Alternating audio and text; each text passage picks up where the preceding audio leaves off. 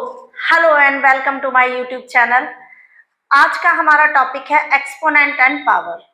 तो इसमें बहुत सारे लॉज होते हैं, लॉज ऑफ एक्सपोनेंट जो 6 हैं।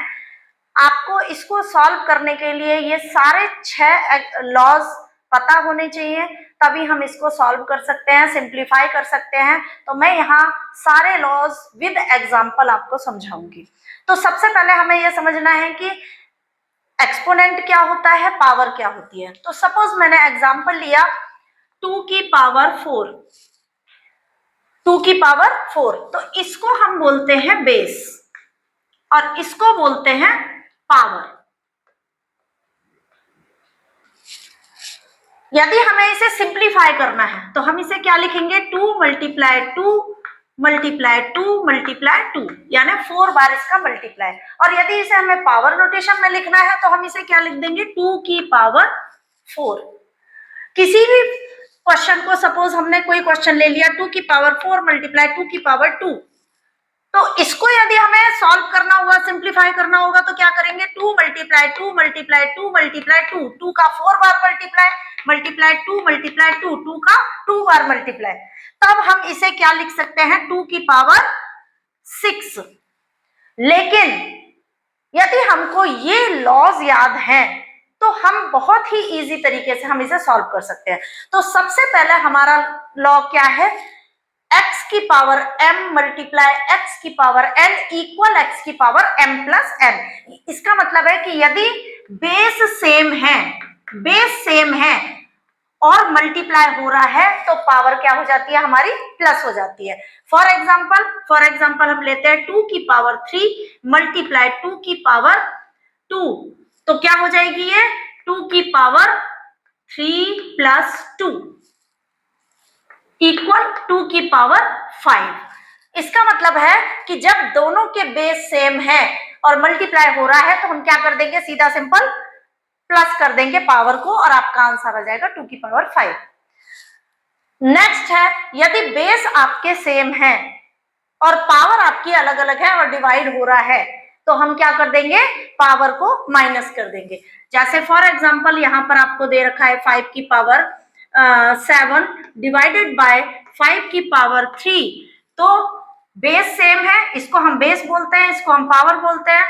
डिवाइड हो रहा है तो क्या हो जाएंगी, पावर माइनस हो जाएंगी, 7 माइनस 3, इट मीन्स 5 की पावर 4। ये हमारा आंसर आ गया। हमको ऐसे मल्टीप्लाई करने की जरूरत नहीं है कि पहले हम 7 बार 5 का मल्टीप्लाई करें फिर 3 बार करें, तब हम देखें। आपको यदि लॉ पता है तो बेस सेम है, डिवाइड हो रहा है, तो सीधा हम क्या कर देंगे, माइनस कर देंगे पावर को। अब यहाँ पर बेस दे रखा है x और एक पावर ब्रैकेट के अंदर है और एक पावर ब्रैकेट के बाहर है, तो क्या हो जाएगा, उसका जो दोनों पावर है अंदर वाली और बाहर वाली उसका मल्टीप्लाई हो जाएगा। तो यानी यहाँ पर यदि मैंने कोई आपको क्वेश्चन लिया 3 की पावर 2 की पावर 5, तो कैसे सॉल्व करेंगे इसे, 3 की पावर 2 मल्टीप्लाई 5, यानी कि 3 की पावर कितनी आ गई, 5 2 जा 10, 3 की पावर 10। ये हमारा आंसर आ गया पावर में। अब यदि दोनों के बेस अलग अलग हैं, यहां पर है x और यहां हमने वेरिएबल लिया है y, दोनों के बेस अलग अलग हैं, तो कैसे करेंगे हम। फॉर एग्जांपल है, यहां पर है मान लीजिए 3 की पावर 2 और मल्टीप्लाई यहां पर है 2 की पावर 2, तो हम कैसे सॉल्व करेंगे इसको, कि दोनों को पहले हम लिख लेंगे और पावर को कॉमन ले लेंगे। 3 मल्टीप्लाई 2 की पावर 2, वो किस तरीके से होगा, जो हमारा लॉ है x मल्टीप्लाई y की पावर m। तो हमने क्या करा, 3 मल्टीप्लाई 2 और पावर को कॉमन ले लिया, तो कैसे सॉल्व होगा, 3 2 जा 6 की पावर 2। अब हमारा अगला लॉ है क्या, x की power m divided by y की power m equal x divided by y की पावर m।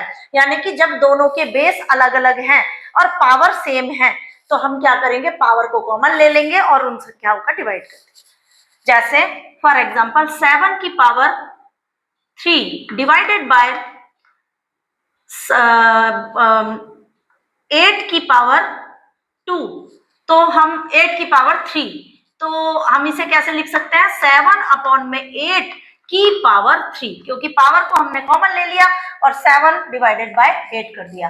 अब नेक्स्ट आपका आता है लॉ x की पावर 0, यानी यदि किसी भी संख्या की पावर यदि 0 दे रखी है तो उसकी वैल्यू होती है 1। जैसे फॉर एग्जांपल यदि मैंने आपको यहाँ पे लिख दिया 5 की पावर 0, तो इसकी वैल्यू कितनी होगी, क्या होगी इसकी वैल्यू 1। यहाँ पर कुछ भी हो, लाखवीं संख्या आ जाए, सपोज 1 लाख की पावर 0, तो उसकी वैल्यू आएगी 1। यहाँ पर कुछ भी आ जाए, पावर यदि 0 है तो उसकी वैल्यू आकी जाती है 1। तो आपको ये सारे लॉज याद करने पड़ेंगे। यदि आपको ये लॉज याद हैं तो चुटकियों में ये सारे क्वेश्चन सॉल्व हो जाएंगे। ये लॉज आप कहीं पर नोट कर लीजिए और इससे रिलेटेड और भी क्वेश्चंस करिए, जिससे कि आपकी ये जो यूनिट है, आपकी जो और एक्सरसाइज के क्वेश्चन है वो भी आपको तैयार हो जाए। तो उम्मीद है आपको ये समझ में आए होंगे लॉज, और मुझे उम्मीद है कि आप लोग प्रैक्टिस भी करेंगे। So keep watching, thank you, bye bye.